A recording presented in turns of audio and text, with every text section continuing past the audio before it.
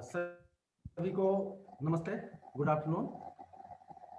हमारे डॉक्टर उमेश कापरी जी, मैडम पूजा दलखा जी और देवी स्वरूपा डॉक्टर नीलम रानी जी, सभी आज के श्रोता, स्टूडेंट्स और अन्य एजुकेशनिस्ट, सभी का मैं धन्यवाद करता हूं कि आज मुझे मौका मिला है आपसे बातचीत करने का। उम्मीद करता हूं कि जो मैं आज यहाँ पर बात करूंगा स्ट्रेस मैनेजमेंट के मामले में, वो जरूर भी आपको तर्कसंगत लगेगी, ऐसी मुझे उम्मीद है। सबसे पहले तो स्ट्रेस को जानना बहुत जरूरी है कि स्ट्रेस है क्या आखिर। स्ट्रेस एक तनाव के लिए ही हम कहते हैं, जो स्ट्रेन होता है, इमोशनल स्ट्रेन या फिर कोई प्रेशर बनता है माइंड के ऊपर में, तो उसको हम स्ट्रेस कह देते हैं। उसे कई लोग टेंशन भी कह देते हैं, वो टेंशन भी उसी का ही पार्ट है, स्ट्रेस का ही। और इस तरह से डिप्रेशन में भी आदमी जो है ना जाता है, वो भी एक स्ट्रेस का ही जो है ना पार्ट बन जाता है। और इससे जो है ना बहुत सारे परेशानियां खड़ी होती हैं, जिससे आदमी सामान्य जीवन जीने की बजाय ना थोड़ा मार्ग से भटकना शुरू कर देता है, और वो कोशिश ये करता है कि भीड़ से बचे, या फिर वो एकांत में बैठा रहे, सोचता रहे, और वो हर वक्त ना डूबा हुआ रहता है विचारों में, ख्यालों में डूबा हुआ रहता है, जिसकी वजह से वो एक सामान्य जीवन से हट करके एक अलग सा व्यवहार करने लगता है। अब ऐसे व्यक्ति को जो है ना समझाने की भी जरूरत होती है, बहुत सारी बातें होती हैं। इसके कई कारण होते हैं। सबसे पहला कारण तो हम कह सकते हैं जैसे एंजाइटी है, और एंजाइटी हर किसी के जीवन में रहती है हर वक्त, चाहे बच्चों के पढ़ाने की हो, चाहे तो किसी को सक्सेस की हो, नौकरी की यानी एम्प्लॉयमेंट की हो, या कुछ ज्यादा पा लेने की हो, क्योंकि आजकल आदमी ओवर एक्सपेक्टेड भी बहुत ज्यादा हो चुके हैं। हर किसी को लगता है कि हमें ये भी चाहिए, हमें वो भी चाहिए, और फिर वो जो एक्सपेक्टेशंस है पूरी ना होने पर जो ना आदमी को एंजाइटी होती है, फ्रस्ट्रेशन होती है। उस फ्रस्ट्रेशन के कारण फिर आदमी डिप्रेशन में चला जाता है, और वो उसे एक परमानेंटली स्ट्रेस बन जाती है। इसके अलावा जो है ना कार्डियोवास्कुलर डिजीज भी इससे बन जाता है। इसका जो कार्डियोवास्कुलर डिजीज है, इसके कारण यानी अगर किसी का हार्ट आदि का ऑपरेशन पहले हो चुका हो, या हार्ट की कोई प्रॉब्लम हो पहले से चली आ रही हो, स्टेंट आदि डले हुए हों, तो उसे हर वक्त ये डर सताता रहता है कि कल को तेरे को कुछ हो ना जाए, कल को ऐसा ना हो जाए कि दोबारा से जो है ना सिस्टम फेल हो जाए, हार्ट फेल हो जाए, या दोबारा से जो है ना कहीं कोई झटका लग गया तो इससे डेथ ना हो जाए। तो हर वक्त की जो टेंशन बनी रहती है, इसके कारण मनुष्य सामान्य जीवन जीने की बजाय वो हर वक्त टेंशन में रहता है, और स्ट्रेस के अंदर जो है ना उसे ना भूख लगती है, ना प्यास लगती है, ना उसे कुछ अन्य चीजें अच्छी लगती हैं। और अक्सर होता यही है कि वो घर में भी किसी के साथ में डिस्कस करने के लिए तैयार नहीं होता, और रिजल्ट क्या होता है कि वो अकेलापन महसूस करता है, और अकेले में रहना भी पसंद करता है। इसके अलावा डिप्रेशन है, बहुत सारे ख्यालात ऐसे आ जाते हैं कि जिनके कारण उसे जो है ना उसके जीवन के अंदर नीरसता लगने लगती है। उसका जीवन अपने आप में उसे नेगेटिव महसूस होने लगता है कि आने वाले कल में क्या होगा, और वो चीजें जो है ना उसे डिप्रेशन की तरफ ले जाती हैं। और डिप्रेशन भी मैंने जैसा कि अभी बताया कि ये भी एक इसका पार्ट है स्ट्रेस का। कई अन्य बीमारियां हैं जिनके कारण भी ऐसा हो जाता है, जैसे हाई बीपी है या लो बीपी है, ये झगड़े आदि हैं, ये जो ना बड़ी परेशानी क्रिएट कर देते हैं मनुष्य के जीवन में, जिसके कारण कई बार ना अकारण ही जो है ना अनेक अनेक विचार आते रहते हैं, और लगता है कि हमारा जीवन आखिर बना किस लिए है, आखिर हम इस दुनिया में आए ही क्यों हैं। ऐसी तरह की बातें जो आती हैं कि हमारे जीवन का आगे चल करके होगा क्या। जैसे कि अब कोविड का ही चल रहा है पिछले 1.5 साल से, इसने पूरे भारत को तो अपने आगोश में ले ही रखा है।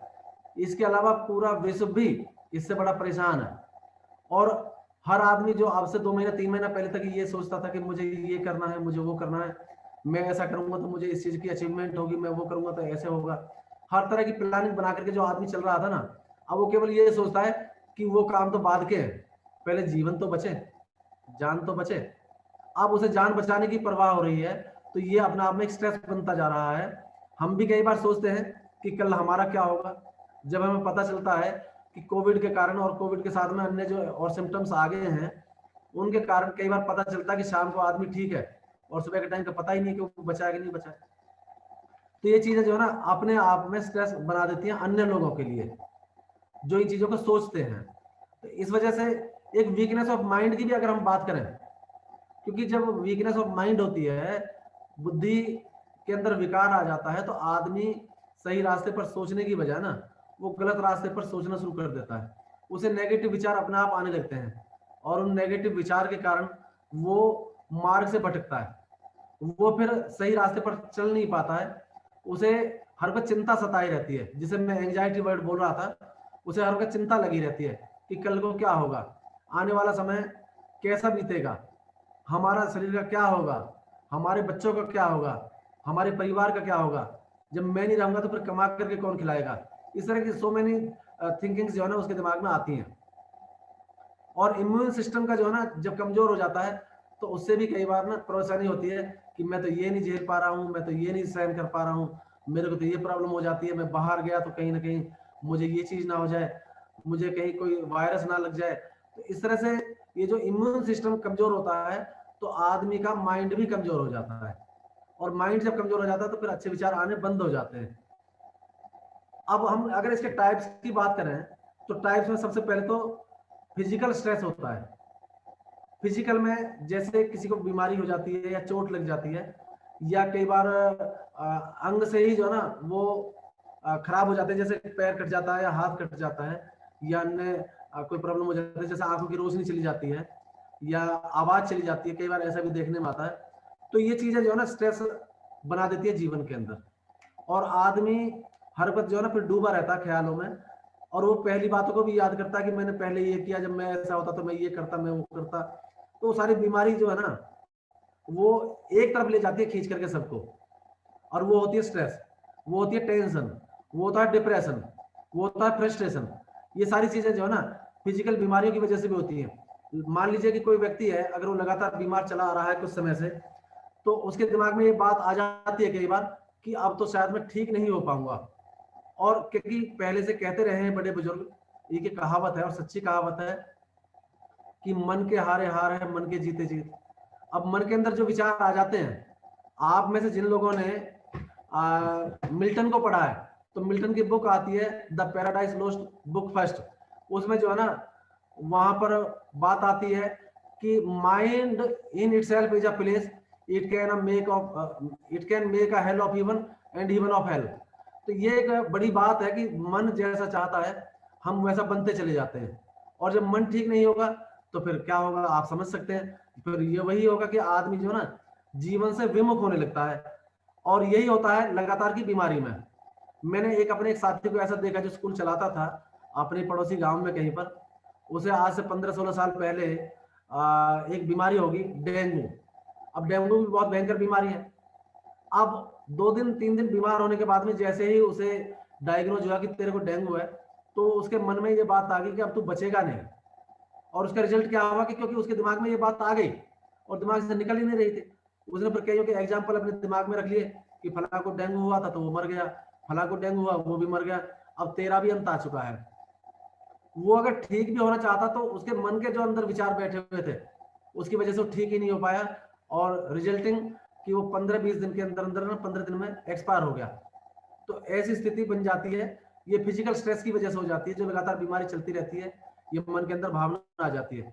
इसके अलावा साइकोलॉजिकल बीमारियां भी होती है कई, जैसे आप फियर को कह सकते हो।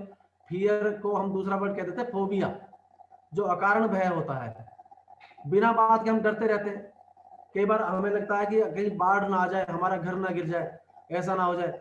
कई बार ये दिमाग के अंदर बात आती है, जैसे कि आजकल भी एक थ्योरी के बारे में बात करते हैं कि नास्ट्रेडम ने एक थ्योरी दी कि 2021 के अंदर भूकंप भी आएगा और कोविड से भी मरेंगे। कोविड तो वर्ड नहीं आया है, लेकिन एक महामारी वर्ड आया है वहां पर कि महामारी से और भूकंप से मरेंगे। इससे क्या है कि जो कमजोर दिल और कमजोर विचारों के लोग हैं वो अपने दिमाग के अंदर ये बात रख लेते हैं कि तेरा तो आज से कल का पता ही नहीं कुछ भी, और वो वहीं से फिर सूखना शुरू हो जाता है, उसके विचार बदलने शुरू हो जाते हैं, वो जो नेगेटिव पार्ट है अपने लाइफ का उसकी तरफ देखना शुरू कर देता है, उसके अंदर पॉजिटिविटी आती ही नहीं है, वो पेसिमिस्ट हो जाता है। जिसकी वजह से इसके अलावा केवल इतना ही नहीं, उसके अंदर एंगर भी आ जाता है। कोई उसे थोड़ा सा छेड़ दे एकदम से चिड़चिड़ा हो जाता है, इरिटेट हो जाता है, हर वक्त उससे लड़ने कूदने के लिए तैयार हो जाता है। और एक जैसा कि वर्ड मैंने पहले बताया फ्रस्ट्रेशन, ये फ्रस्ट्रेशन भी डिप्रेशन की तरफ लेकर के जाता है, ये साइकोलॉजिकल टर्म है। फ्रस्ट्रेशन जब हमें कोई चीज की प्राप्ति नहीं होती, जैसे हमारा हाई लेवल ऑफ एस्पिरेशन हो कि मेरा बच्चा 99% मार्क्स लेकर के आए, लेकर के आए, फला पोस्ट को अचीव कर ले या फला पोस्ट पर हो जाए, या फिर मैं जो है ना प्रमोट होकर के फला बन जाऊं, और वो हमें अचीवमेंट नहीं हो पाती है, तो हमें जो है ना हमारी जो माइंड की दशा है, उस माइंड की दशा को ही तो हम फ्रस्ट्रेशन बोलते हैं, जिसकी वजह से क्या होता है कि आदमी के अंदर ना मायूसी छा जाती है, आदमी अंदर ही अंदर घुटने लगता है, आदमी अपनी बात को कई बार कोई दूसरे मजाक ना उड़ाए, इसलिए वो उन बातों को जो है ना किसी के सामने शेयर भी नहीं करता है। तो हाई लेवल ऑफ एस्पिरेशन होना भी, ये भी हमारे दुख का एक कारण बन जाता है, इसलिए हमारी जो जरूरतें हैं वो कम ही होनी चाहिए। इसके अलावा साइको सोशल प्रॉब्लम्स भी होती है, ये भी एक टाइप है स्ट्रेस का, साइको सोशल। इसमें क्या है कि कई बार पार्टनर जो है ना वो दुखी करने लगता है, जैसे लाइफ पार्टनर है, एक से दूसरे के विचार ना मिलना, या हमारा जो बिजनेस पार्टनर है वहां पर भी विचारों की भिन्नता आ जाती है कभी कभी, या पैसे के लेन देन में गड़बड़ होने लगती है, या बेईमानी आने लगती है। इसके अलावा सिबलिंग्स के बीच में जो रिवलरीज होती हैं, इसके कारण भी, जैसे माता पिता अगर एक बच्चे को ज्यादा महत्व देते हो और दूसरे बच्चे को थोड़ा सा निगलेक्ट करते हो, तो जो जिस बच्चे को निगलेक्ट किया जाता है उसके अंदर स्ट्रेस पनपने लगता है, स्ट्रेस बैठ जाता है, उसको जो है ना वो फिर स्ट्रेस में जीने लगता है, जिसका रिजल्ट क्या होता है कि वो फिर सामान्य जीवन से हट करके जो है ना बिल्कुल मुरझाया हुआ रहता है, और अगर उससे कोई पूछे पहले तो बताने को तैयार नहीं, और अगर बताए भी तो झिल्ला करके बताता है, फिर वो पूरी बात बताता है, फिर वो ये चाहता है कि उसकी पूरी बात को सुना जाए, उसे कम से कम इतना टाइम दिया जाए कि उसकी बात को सुन करके और उसे सहानुभूति मिले, तो उसका फिर जो है ना जीवन पटरी पर लौटने की संभावना बढ़ जाती है, क्योंकि जहां से उसको प्यार मिलता है वहां पर फिर वो जो है ना अपनी बात को बताने के लिए तैयार हो जाता है। इसके अलावा फैमिली की बहुत सारी प्रॉब्लम्स होती है, एम्प्लॉयर की भी प्रॉब्लम होती है, एम्प्लॉय की या एम्प्लॉयर की, कई बार एम्प्लॉयर की वजह से भी जो है ना जो एम्प्लॉय होता है वो बड़ा परेशान होता है, ओवर वर्क की वजह से, ओवर वर्क होता है तो वहां पर वो परेशान होता है, या फिर डीलिंग अच्छी ना हो, हर वक्त डांट खाना, या इस तरह से सैलरी का पूरी ना मिलना, मतलब जो एक जॉब सेटिस्फेक्शन है वो ना होने की वजह से भी स्ट्रेस की फीलिंग पैदा हो जाती है। कई बार जो हमारी अकल की कमी है, जहां पर हम अपनी अकल नहीं लगाते वहां पर भी प्रॉब्लम खड़ी हो जाती है। अब इसका जैसे कि मैं आपको एक एग्जांपल देने लगूं तो आपको लगेगा कि सर क्या बात कर रहे हैं। एक व्यक्ति था, भोला भाला व्यक्ति था, अकल से कम ही काम लेता था, अकल तो थी लेकिन अकल से काम नहीं लेता था। ऐसे बहुत सारे लोग होते हैं, आज भी जीवन में मिल जाते हैं। अब किसी काफिर साहब जैसे जो समझदार हैं और मजाकिया से किस्म के हैं, उन्होंने सोचा कि यार आज इस व्यक्ति के साथ हम मजाक ही क्यों ना कर ले, थोड़ा सा मजाक ही सही। उसने उससे कह दिया कि भाई साहब आपकी घरवाली तो विधवा हो गई। क्या लगे हैं, मेरी घरवाली विधवा होगी, मुझे तो पता ही नहीं है। रोने लगा, रोता रोता घर की तरफ जा रहा है, रास्ते में बहुत सारे मिलते हैं, कहते हैं कि क्यों रो रहे हो, कि जी बस पूछो मत, मेरी घरवाली विधवा हो गई। अब जो मिले वो भी ऐसे ही मिले जो उसके जैसे थे, समझाए कौन। आखिर आगे जाकर के जो हमारे बहुत से सुलझे हुए किस्म के व्यक्ति हैं जैसे कि डॉक्टर नीलम जी हैं, मिली तो भैया क्या बात होगी, तू बहुत जोर जोर से फूट फूट करके रो रहा है, क्या कारण है। कि जी मैं क्या बताऊं, मेरे दुख का कोई ठिकाना नहीं है। कि क्या बात हुई, कि मेरी बहू विधवा हो गई। क्या लगा है, विधवा कैसे होगी, तू तो जीवित खड़ा है। क्या लगा मतलब, कि मतलब ये है कि जब तक तू जीवित है तब तक वो विधवा नहीं हो सकती। तूने कभी इस बात को सोचा है। क्या लगा जी ये तो बात मैंने कभी सोची ही नहीं, मतलब अगर मैं मर जाऊंगा तो विधवा हो जाएगी। तो इस तरह के बहुत सारे लोग होते हैं जिन्हें होश ही नहीं होता है, वो गफलत में जीते हैं, दिमाग को लगाते ही नहीं है। तो ऐसे व्यक्ति भी जो है ना टेम्परेरीली कुछ समय के लिए जो है ना वो गफलत में आ जाते हैं, और गफलत में आने की वजह से जो है ना उनका दुख का कारण बन जाता है वो गफलत, अकल की कमी का हो जाना या अकल का ना लगाना, तो वो स्ट्रेस में चले जाते हैं, दुख में चले जाते हैं। तो इसलिए इसमें अकल की कमी भी एक बहुत बड़ा पॉइंट जो है ना सिद्ध होती है। अब इसके अलावा एक साइको स्पिरिचुअल पॉइंट आता है इसमें, जो टाइप है स्ट्रेस की। इसके बारे में मैं आपको कई बातें बताना चाहूंगा, जरूर भी समझने की कोशिश करेंगे, ऐसा मुझे उम्मीद है। आज का जो टाइम है और खास करके जो लिटरेट पर्सन है उनमें एक बड़ी परेशानी है कि वो बहुत थोड़े से टाइम में बहुत ज्यादा प्राप्त करने की इच्छा रखते हैं, और वो फिर जाते हैं देवी देवता पर। वहां कहते हैं कि भाई आप जो है ना मेरी ये इच्छा पूरी कर दो तो मैं आपके ऊपर इतना प्रसाद चढ़ा दूंगा, ये कर दोगे तो मैं ऐसा कर दूंगा, मैं इतने लोगों को भोजन खिला दूंगा, लेकिन मेरी ये इच्छा पूरी हो जाए वो हो जाए। अच्छा, उससे फिर क्या होता है कि इच्छा पूरी नहीं हो पाती कभी कभी, क्योंकि भगवान जो है ना वो कर्म का फल देता है, और कर्म के फल को ही जो है ना किस्मत कहते हैं, भाग्य कहते हैं। और कर्म से बढ़कर के किसी को कुछ मिलता नहीं है, चाहे पूर्व जन्मों का कर्म हो, चाहे आज का किया हुआ कर्म हो, मिलेगा तो कर्म का ही। लेकिन लोग उस कर्म को करने की बजाय भगवान से कहते हैं कि तू दे बस, और फिर क्या होता है कि मिलता नहीं है। और फिर उसे जो ना एक वो भजन याद आता है नीलम जी, कि दुनिया में तेरा है बड़ा नाम, और तूने जो है ना कर दिया दुनिया का बेड़ा पार, पता नहीं क्या आता है, और बिगड़ी बना दे राम, और नहीं तो तुझे सारे जग में कर दूंगा बदनाम। तो इस तरह की जो फीलिंग आती है ना, उससे क्या होता है कि आदमी जो है ना वो अपने दिमाग से बाहर आ जाता है। वो दिमाग से एक तरह से ये समझो कि दिमाग से काम लेने की बजाय जो है ना भावुक हो जाता है, और वो भगवान को ब्लैकमेल करना शुरू कर देता है। एक बात यहीं पर ही नहीं खत्म होती है, इसमें स्पिरिचुअल में जो है ना एक प्रॉब्लम ये भी आती है कि हमें कई बार दहशत भी बैठा दी जाती है कि फला मंदिर के सामने से अगर निकलो तो वहां पर अगर आपने शीश नहीं झुकाया तो अनर्थ हो जाएगा। कभी जब हम छोटे छोटे थे तो काफिर साहब कभी कभी ना एक पर्चे पड़े हुए मिलते थे, या पर्चे बांटने वाले मिलते थे, उस पर लिखा लिखा होता था कि फला मंदिर में एक सांप निकला, उसने फिर स्त्री का रूप धारण कर लिया, उसने ऐसे कर लिया, उसने ऐसे कर लिया, और उसने ये वरदान दे दिया, और इस बात को जो दूर दूर तक फैलाएगा, जितने पर्चे बांटेगा उसे इतना जल्दी लाभ होगा, जो इसे फाड़ के फेंक देगा उसका बेटा मर जाएगा, उस जगह ऐसे होगा, उस जगह वहां हो गया। तो इस तरह की जो ना एक गलत फहमी बैठा दी जाती है, और कहीं पर कोई बात ऐसी कोई कर दे, फेंक दे उसे, तो उसके दिमाग में एक बात बैठ जाती है, ओहो तूने तो ये पर्चा फेंक दिया था, ये तेरे साथ में क्या होगा, पता नहीं तेरे साथ में ऐसा ना हो जाए जैसा उसमें पर्चे में लिख रहा था। उसे वो भी डिप्रेशन में चला जाता है। इसके अलावा बहुत सारी घटनाएं और ऐसी आ जाती है जीवन के अंदर कि लोग मंदिर मस्जिदों के चक्कर काटते हैं, पीर के चक्कर काटते हैं, अजी यहाँ पर पैर मत रख देना, यहाँ नंगे पैर जाना, यहाँ ऐसे करना है, वहां ऐसे करना है, और ये तो पूजा की विधि तुम्हारी खराब है।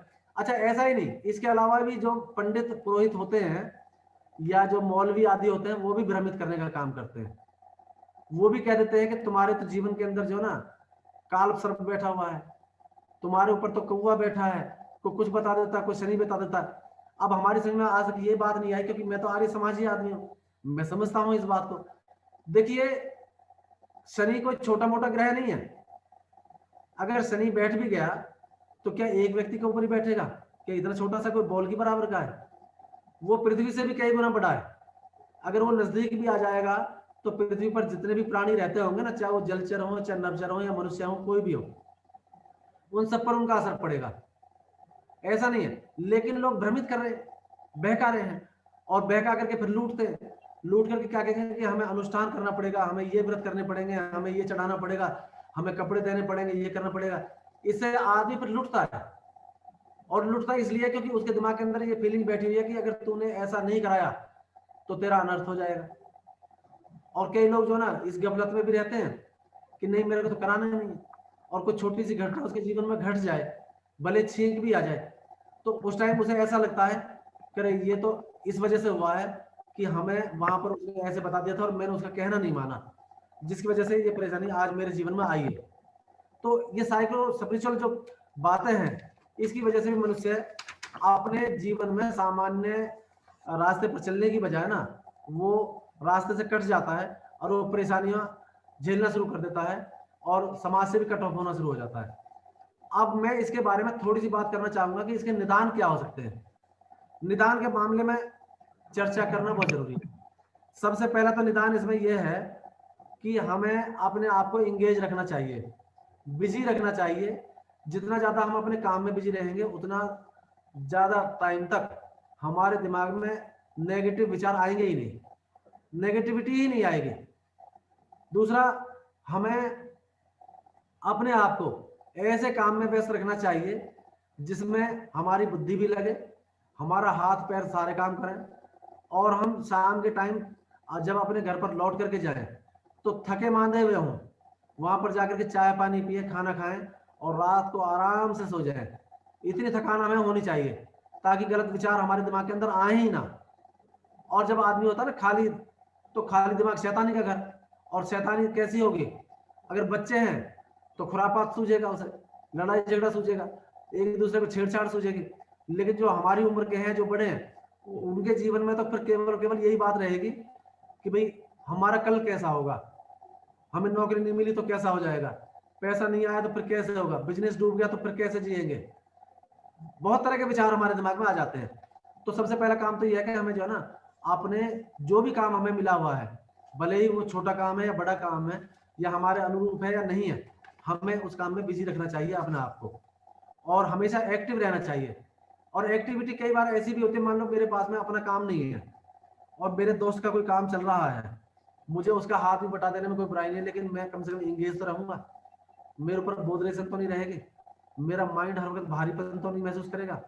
तो ऐसे भी हमें करना चाहिए। और इसका एक बहुत अच्छा इलाज ये भी है, मैं दूसरे नंबर पर बात करता हूँ योग की। योग के भी 8 अंग होते हैं, अष्टांग योग जिसे हम कह देते हैं। योग प्राणायाम जो होता है, धारणा, ध्यान, समाधि आदि, इसकी तरफ भी हमें आगे बढ़ना चाहिए। हम योग करें जिसमें आसन करें, प्राणायाम करें, और इसके अलावा जो सूक्ष्म क्रिया हैं वो भी हम करें। उससे हमारा केवल जो शरीर है यही स्वस्थ नहीं होगा, बल्कि जो शरीर के अंदर भी जो बहुत सारी चीजें हैं, जैसे मन, आत्मा आदि है, वो चीजें भी जो है ना, उनको भी खुराक मिलती है। जो हम प्राणायाम करते हैं, जैसे कि हम अनुलोम विलोम करते हैं, भस्त्रिका करते हैं, कपाल भाती करते हैं, इससे जो हमारी अंदर की मशीन है जो काम करती है, जो हमारे सूक्ष्म अंग है, उनको बल मिलता है। हमारे जो माइंड की नसें हैं, कपाल भाती करने से वो एनर्जेटिक हो जाती हैं, उनको एनर्जी मिलती है, वो एक्सरसाइज हो जाती है उनकी। इसके अलावा कपाल भाती तो है ही है, इसके अलावा जो अनुलोम विलोम है, इसके लिए भी मेरा अपना एक्सपीरियंस है। जो हमारे शरीर के अंदर मृत नसें हैं, इसे करने से रोजाना 15 मिनट 20 मिनट किया जाए, सांस भर करके रोक करके पूरी तरह से करें, और फिर सांस छोड़े पूरा, और पूरा सांस खाली करने के बाद में हम रोक करके रखें फिर सांस को बाहर ही, तो निश्चित रूप से 15 मिनट करने पर भी 1 महीने के अंदर अंदर दिमाग की और शरीर की नसें खुल जाती हैं, वो स्वस्थ हो जाती हैं। तो ये हमारे लिए बहुत जरूरी है। अब इसके बाद में आता है फिर मेडिटेशन, क्योंकि जब हम प्राणायाम कर लेते हैं तो हमारा मेडिटेशन की तरफ भी ध्यान लगता है। हम कम से कम 5 बार या 10 बार ओम की ध्वनि निकालें, 2 हिस्से में ओ और 1 हिस्से में मैं। तो उससे क्या है कि उसमें प्रभु के नाम के जो तीनों मकार हैं वो आ जाते हैं, अकार, उकार, मकार। तीनों मकार आ जाने से इसमें सब कुछ आ जाता है, विष्णु ब्रह्मा और महेश, ब्रह्मा विष्णु महेश तीनों के नाम आ जाते हैं।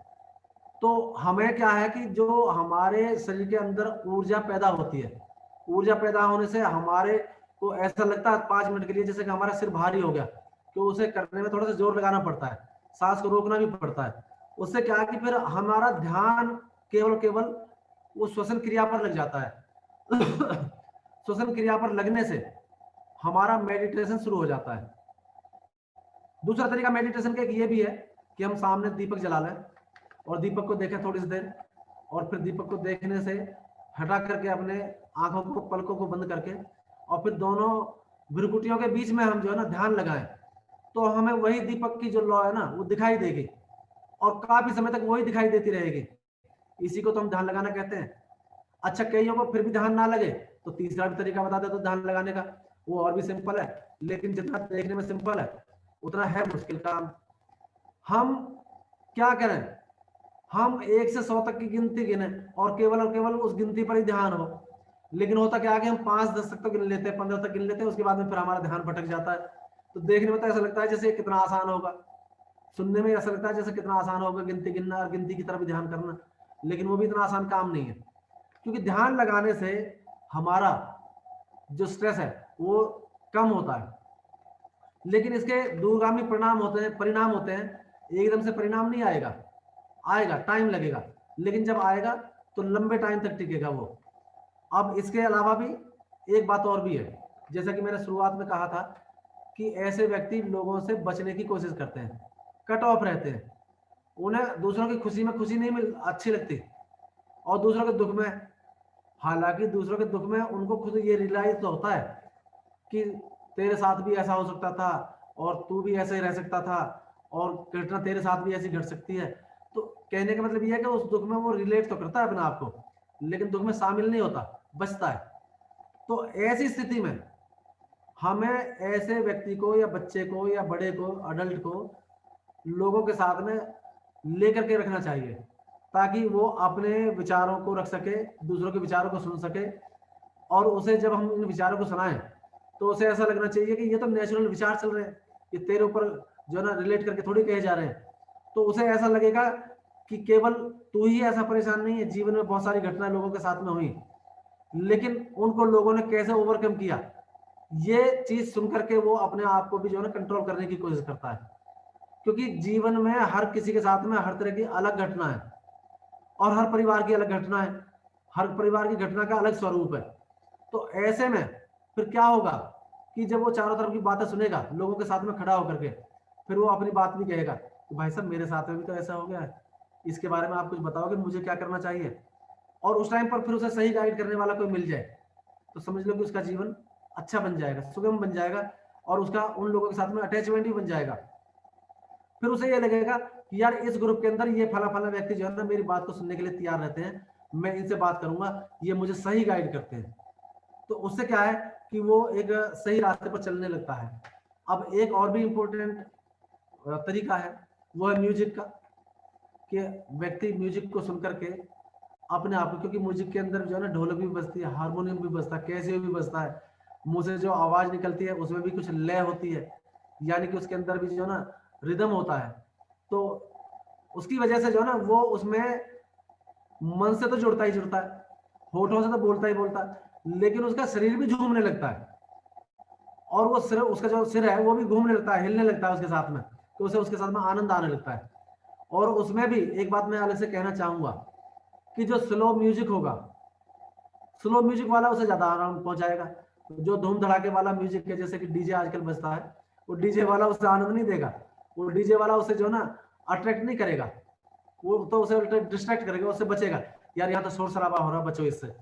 तो म्यूजिक म्यूजिक में जो है ना फिल्मी गाने भी हो सकते हैं, भजन भी हो सकते हैं, प्रभु भक्ति के भजन बतेरे हैं ऐसे, जो आदमी को अपनी तरफ अट्रैक्ट करके और प्रभु भक्ति की तरफ तो लगाएंगे ही लगाएंगे, और उसके जीवन के अंदर चेंज भी लेकर के आएंगे, उसकी परमात्मा में आस्था को भी जोड़ेंगे, उसके अंदर पॉजिटिविटी भी लेकर के आएंगे। तो ये सारी बहुत सारी चीजें हैं। इसके साथ साथ लाफ्टर शो हो सकता है, लाफ्टर शो में जाकर के लोग लाफ्टर शो में जाने के पैसे देते हैं कि हम भी आपके पास में आएंगे तो हंसेंगे हम यहाँ आकर के, और हम हंसेंगे तो हमें थोड़ी देर के लिए रिलीफ मिलेगी। और फिर लाफिंग करने से एक सबसे बड़ी बात ये होती है कि जो हमारे शरीर की नसें हैं वो भी फूल जाती है, खुल जाती हैं वो, और वो सही से काम करना शुरू कर देती हैं। और आप 5 मिनट जो है ना लोगों के ग्रुप में बैठ करके हंस लो, किसी भी बात पर हंस लो, या अगर वो हंस रहे तो उनको देख देख करके हंस लो, तो क्या है कि बहुत देर तक चेहरे पर प्रसन्नता छाई रहती है। लगता है कि यार हम वहां से आ गए और थोड़ी देर रुकते तो शायद हमारा टाइम और अच्छा कटता थोड़ी देर वहां पर। तो ये लाफ्टर शो में जाना, लाफ्टर शो में मत जाओ, अपने जो पीयर ग्रुप है, पीयर ग्रुप में बैठ करके भी अगर कोई अच्छी बातें चल रही हो तो उन्हें सुनो, उन्हें एंजॉय करो, तो उससे भी क्या होगा। अच्छा, आजकल एक चीज की बड़ी कमी आ गई, जो पहले हमारे टाइम में कभी होते थे, जब हम छोटे होते थे, ये जब हम युवा थे तब भी, युवा तो आज भी है, काफी साहब अभी हम कौन से बुजुर्ग हो गए हैं, अभी हमने 50-52 तो पार किए, कोई ज्यादा नहीं हुए हैं, हम अपने आप को भी बूढ़े की संख्या में काउंट नहीं करते हैं। एक जो रीडिंग हैबिट है ना हमारी, वो रीडिंग हैबिट हमारी या तो कंप्यूटर ने ले ली या मोबाइल ने ले ली। हम सारे दिन व्हाट्सएप पर तो लगे रहते हैं, सारे दिन फेसबुक पर चिपके रहते हैं, ना हम किसी की सुनते हैं ना हम किसी से बोलते हैं। ठीक है ना जी। अब हमारा मुंह भी बंद है बापू के तीनों बंदर की तरह, हमारे कान भी बंद है, ठीक है ना जी, और आंखें भी बंद है, हमारा ध्यान कहाँ केवल केवल मोबाइल पर है, जिसकी वजह से जो है ना कुछ समय के बाद में हमें ऐसा महसूस लगने लगता है कि यार आज मैंने मम्मी से बात नहीं की, आज पापा से बात नहीं की, आज भाई से या बहन से बात नहीं की, क्योंकि टाइम सिमट करके कहाँ पहुंच गया, मोबाइल पर। और आजकल मोबाइल में सब कुछ आता है, मोबाइल ही माता, मोबाइल ही पिता है, मोबाइल ही पत्नी है, मोबाइल ही पति है, सब कुछ जहां देखो वो मोबाइल ही है। खैर एनीवे, मोबाइल में बहुत सारी चीजें अच्छी भी हैं। तो मैं यहाँ पर ये कहना चाह रहा था कि रीडिंग हैबिट जो है ना हमें बनानी चाहिए। रीडिंग हैबिट में जो अच्छी किताबें, जो अच्छे ग्रंथ हैं, अच्छी कहानियां हैं, जो इंस्पिरेशनल है, वो हमें पढ़नी चाहिए। जो वीर योद्धा हमारे देश में हुए हैं उनकी कहानियों को पढ़ करके भी हमें जो है ना प्रेरणा मिलती है। जो अच्छे संत हुए हैं जिन्होंने समाज को दिशा दी है, उनकी कहानियों को भी हम, उनकी जीवनियों को पढ़ करके भी अपने रास्ते को जो है ना अच्छा बना सकते हैं। इससे हमारा जो दिमाग है ना वो गलत रास्ते से, या जो मतलब हमारा डिप्रेशन की तरफ गया हुआ दिमाग है, उससे हट करके हम अच्छे रास्ते पर चल सकते हैं। अच्छा, एक इसके अलावा जैसा कि मैंने बताया कि लोगों से मिलने की बात, यहाँ पर मैं एक चीज इसमें और ऐड कर दूं, हमें अपनी प्रॉब्लम दूसरों को बतानी चाहिए।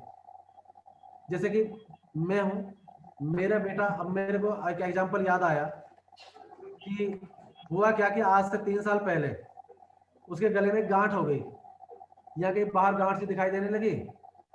अब वो कहने लगा कि मेरे गले में गांठ है। हमारी भतीजे की वाइफ जो ना उसमें लगी हुई थी, क्या नाम है ये, किस सेक्टर में, जो एशियन हॉस्पिटल है, हमारी श्रीमती ने कहा कि जाके आप जो है ना वहां पर दिखा करके आओ, वो दिखवा देंगे आपकी भाभी। गया, उसने कहा कि ये भाई खतरनाक हो सकती है, इसका इलाज करा लो। उसने कहा कि क्या हो सकता है भाभी बताओ जरा। कहने लगा कि ये जो है ना कैंसर हो सकता है। अब लड़का तो घबरा गया, अब बताया नहीं घर आकर के। अब मैंने तो उसे कई दिन तक परखा नहीं, लेकिन हमारी श्रीमती थोड़ी सी समझदार है, उसने उसे देखा कि यार ये तो डूबा जा रहा है विचारों में, कुछ समझ में नहीं आता, किसी से बोल नहीं रहा, ये मोबाइल नहीं चला रहा, ये टीवी नहीं देख रहा, ये पड़ा रहता है, ये बोलता ही नहीं है, क्या चक्कर है। फिर उससे पूछा कि क्या बात है, तो उसने बताया कि भाभी ने मेरे से ऐसे कहा था कि ये कैंसर हो सकता है। कहने लगे हो, तो ये तो इन विचारों में खो गया है, इसकी वजह से तो ये तो डिप्रेशन में चला गया। हमारी श्रीमती ने मेरे पे फोन किया, मैंने कहा कि भाई एक काम कर, किसी और डॉक्टर के पास लेकर के जाओ, और डॉक्टर को पहले फोन कर दो कि ये इस तरह से डूबा हुआ है, इसके सामने फोन मत करना।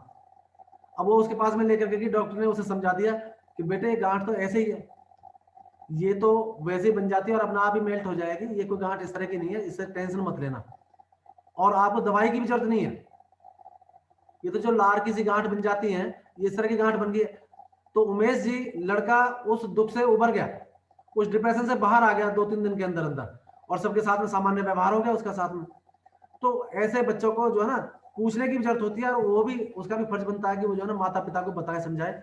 मैंने आपको एक जीता जागता एग्जाम्पल दिया है अपने परिवार का, तो ये चीजें जो है ना पूछने से, बताने से, समझाने से ये दूर हो जाती हैं।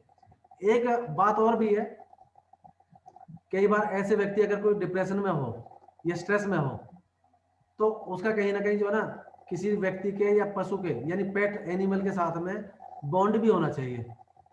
उसका बॉन्ड किया भी जा सकता है, जैसे घर के अंदर कोई पिल्ला पाल रखा है, ये बिल्ली पाल रखी है, या कोई अन्य जीव है, तो उसके साथ में जो है ना वो टाइम पास कर लेता है, और उसका टाइम पास होने से क्या है कि उसे थोड़ी सी देर के लिए एनर्जी मिलती है, और उस एनर्जी से वो फिर जो है ना अपना विचारों को खोलने लगता है, अपना विचारों को जो है ना अपने परिवार में अन्य लोगों से बताने लगता है, क्योंकि कहीं ना कहीं उसे जो है ना प्यार की भूख होती है, उसको विचारों को शेयर करने की भूख होती है, तो वो उस तरह से जो है ना अपना बताना शुरू कर देता है। तो घर के अंदर कोई ना कोई ऐसा व्यक्ति जिसके साथ में उसकी अटैचमेंट हो, वो उसे होना चाहिए, कोई ना कोई ऐसा व्यक्ति।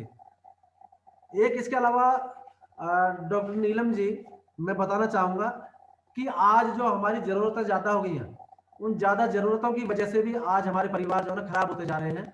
आज आदमी के अंदर मायूसी इसलिए हो रही है कि मेरे पास में फ्रिज नहीं है, मेरे पास में विंडो एसी है, स्प्लिट एसी क्यों नहीं है, मेरे पास में तो आज अल्टो खड़ी है, वो तो मर्सिडीज में चलते हैं। तो इस तरह की जो एक बहुत ज्यादा एस्पिरेशंस है, या बहुत ज्यादा एक्सपेक्टेशंस है, बहुत ज्यादा जरूरतें हैं, इसने भी आदमी को जो है ना स्ट्रेस में ला के खड़ा कर रखा है। और ये स्थिति है वास्तव में। आज जो 50,000 रुपये कमाने वाला, वो ये कोशिश करता है कि उसे लाख रुपए की सैलरी मिल जाए। जो 1 लाख कमाने वाला, उसके 1 लाख में गुजारा नहीं हो रहा, वो कह रहा है कि भाई मुझे 1.25 लाख की मिल जाए। तो ये जो हमारी नेसेसिटीज बढ़ी हुई है ना, इनकी वजह से भी ये प्रॉब्लम होती जा रही है, जिसकी वजह से आज हमारे जो मनुष्य जाति है, ये डिप्रेशन की तरफ जा रही है, ये आज स्ट्रेस में रह रही है। अच्छा, और एक तरीका ये हो सकता है कि हम जो ना ऐसे व्यक्ति के लिए टूर ट्रैवल जो आदि है, कहीं ना कहीं घुमा करके एक्सकर्शन आदि के लिए लेकर के जाएंगे, तो उसका जो है ना थोड़ा सा ध्यान बटेगा, और ध्यान के बटने से फिर क्या होगा कि वो, एक मिनट जरा होल्ड करेंगे सभी।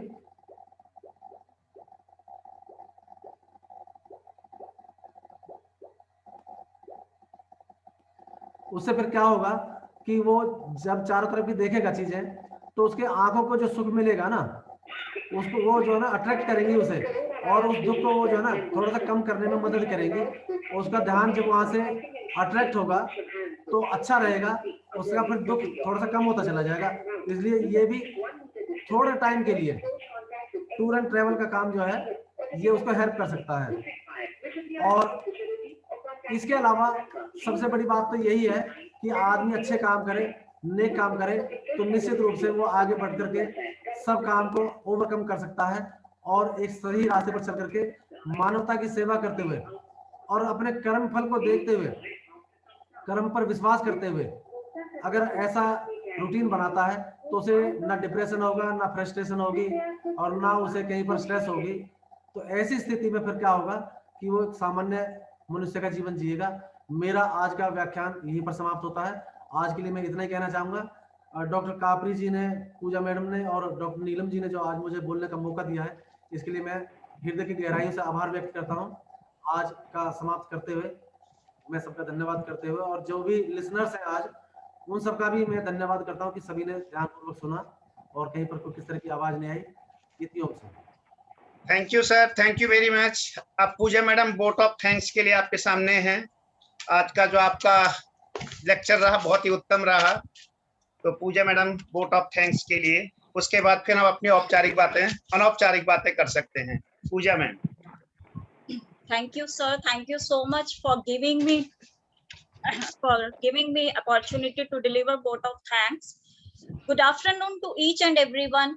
I, Pooja Adlakha, Director of Goldfield College of Education. Our Badi Principal Ma'am, Dr. Neelam Rani, respected Dr. Umesh Sir, Chandra Kapri Sir, and all staff members and my dear students. I pay my special gratitude to Dr. J.S. Arya Sir, who explained the topic so nicely, briefly. Really, the way of explanation was excellent. उन्होंने हमें आज stress के दुष्परिणाम बताए, जैसे कि failure of heart, depression, BP की problem और वीकनेस ऑफ माइंड, और जिसमें उन्होंने एक बहुत अच्छा कथन कहा कि मन के हारे हार है, मन के जीते जीत। उन्होंने ये भी कहा कि अंधविश्वासों जैसी चीजों से दूर रहें, भ्रमित ना हो और नेगेटिविटी को दूर करें, प्राणायाम करें, योग करें। उनकी ये सब बातें सुनने से मुझे गीता का 15वें